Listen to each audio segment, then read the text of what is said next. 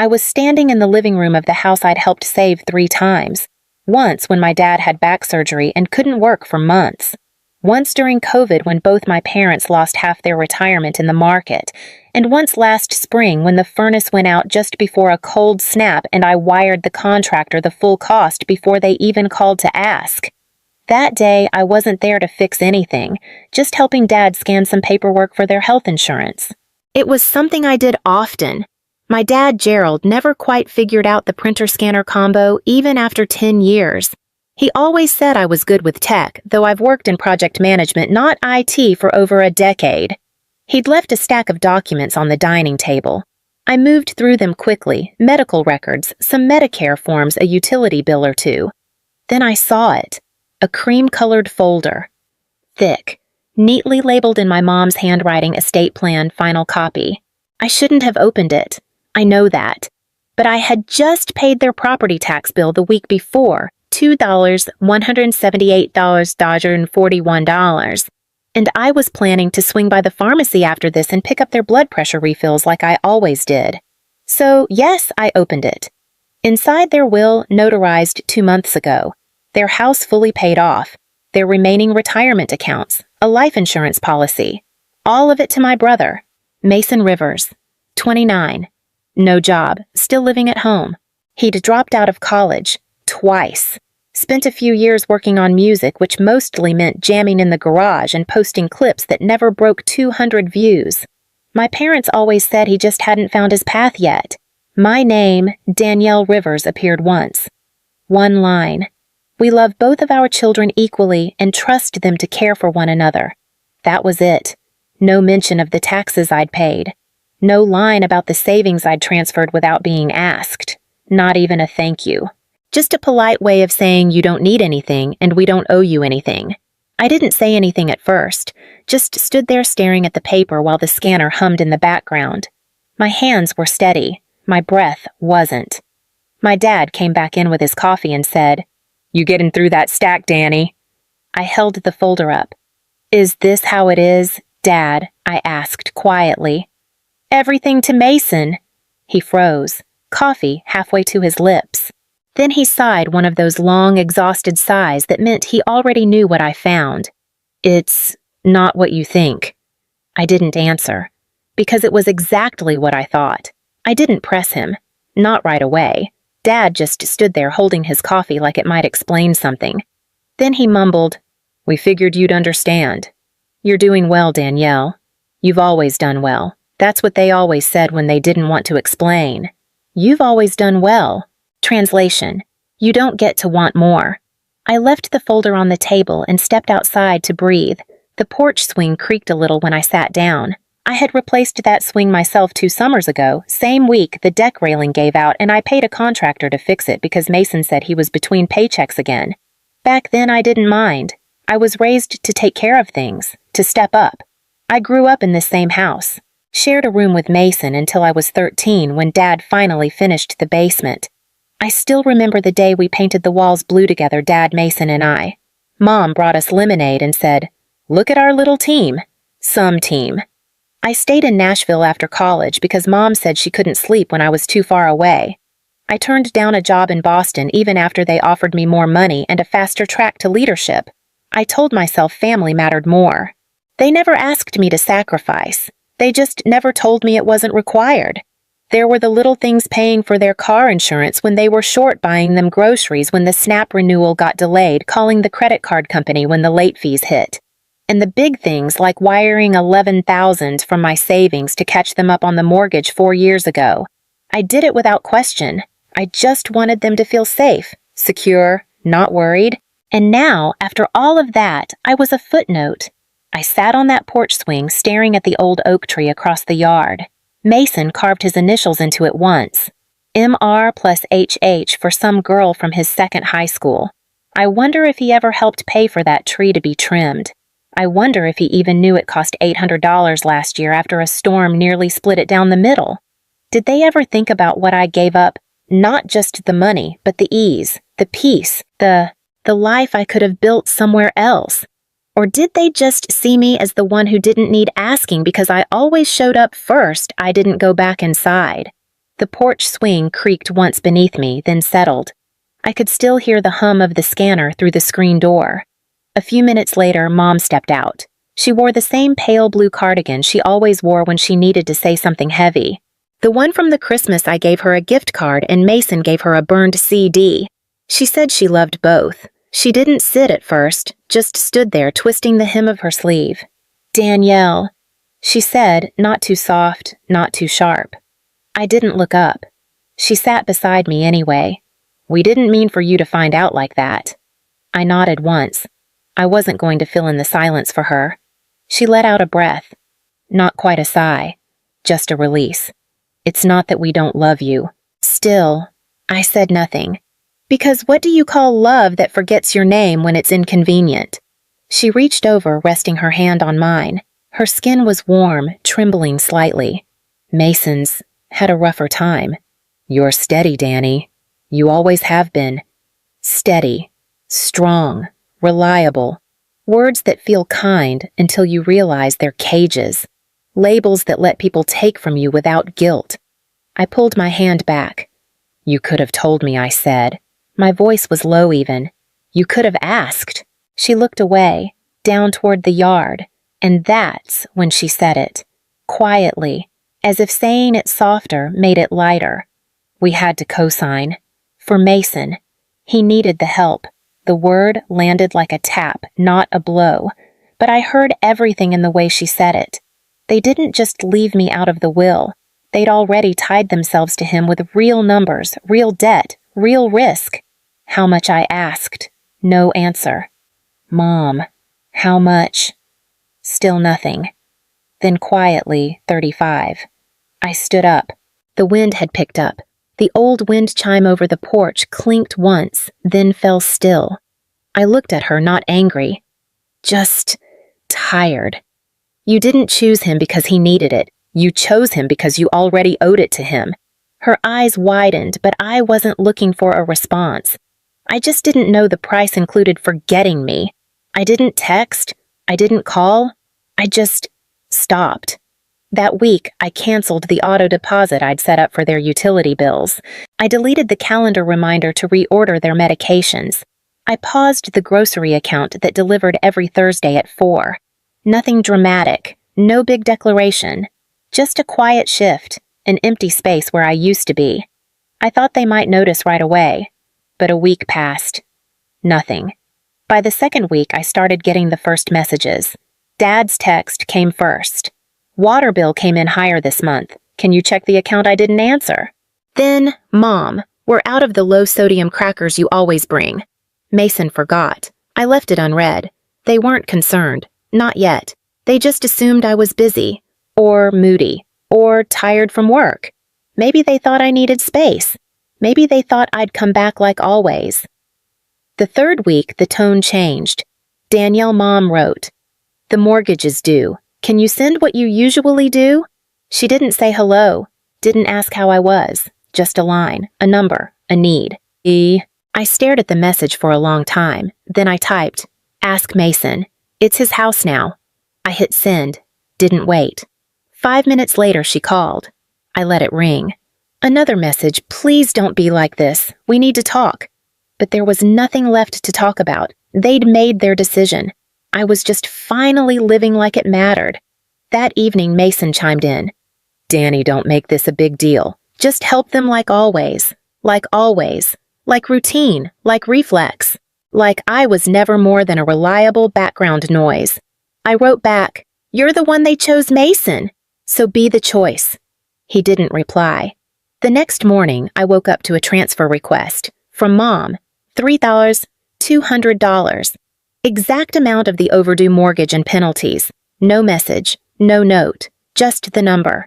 I declined it. A minute later, the phone rang again. Then again. Then this. "We could lose the house if you don't help us." And finally, from Dad. "You'd let your parents go homeless." I almost laughed. They weren't homeless. They were just uncomfortable. For the first time, they were learning what I'd carried. Quietly, without asking. I turned off my phone. They didn't lose me when they wrote me out of the will. They lost me when they assumed I'd keep giving after that. A week of silence passed after I declined the transfer request. No calls, no texts. It was the quietest I'd known them to be in years, and somehow that felt louder than the begging. I started sleeping better, waking without checking my phone, cooking for myself and no one else. But silence never lasts in my family, not when there's blame to pass. The first sign was a voicemail from Aunt Lori. She rarely called me, always said she didn't want to get in the middle of family things.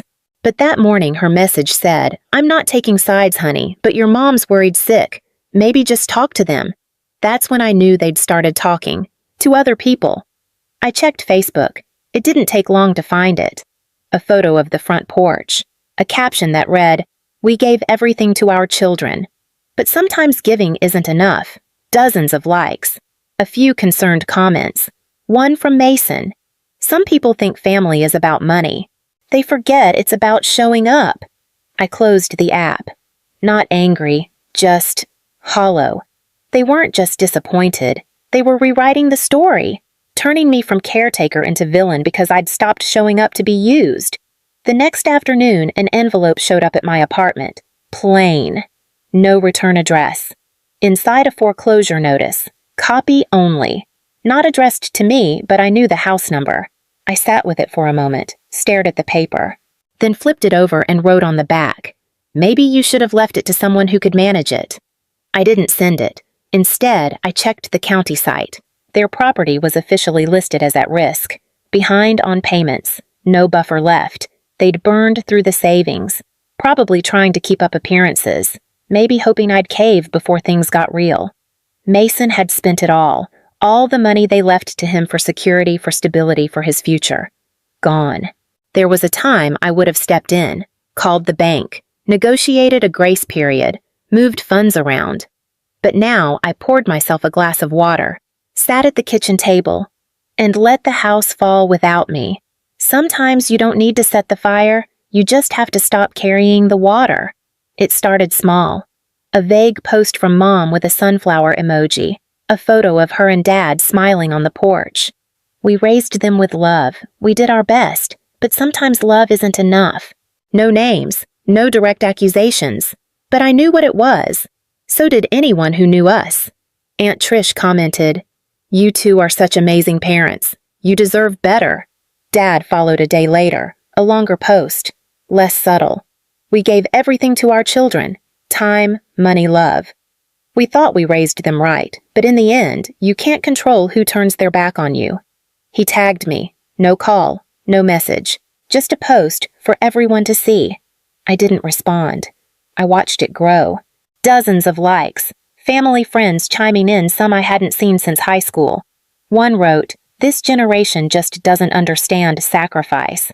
And then there was Mason. Of course there was Mason.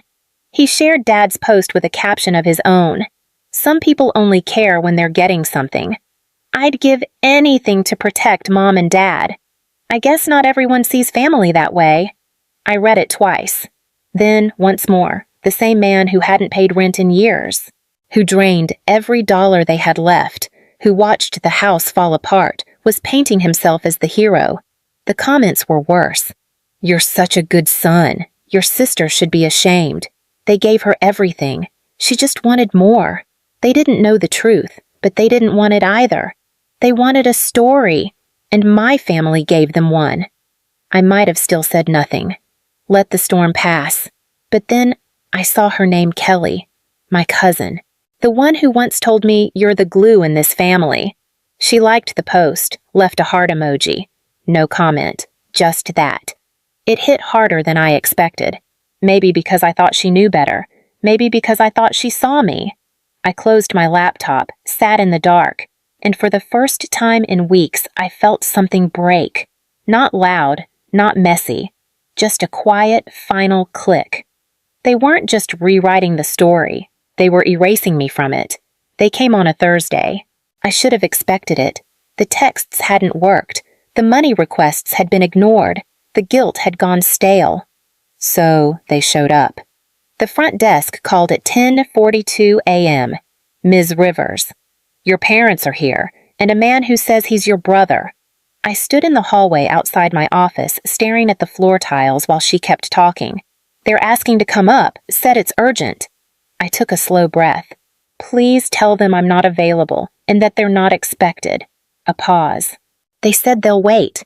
I nodded, though no one could see it. Then let them. 20 minutes later, my phone buzzed. A text from Mom. We're downstairs. Open the door. Another. We're not leaving until we talk to you. I didn't rush. I finished the meeting I was in, answered 2 emails, then walked downstairs. They were by the building entry, standing too close together like they'd rehearsed it. Dad stiffened upright like he was holding in a lecture. Mom clutched her purse in both hands, eyes scanning. Mason looked like he'd rather be anywhere else. They all turned when I stepped through the door. No one spoke right away.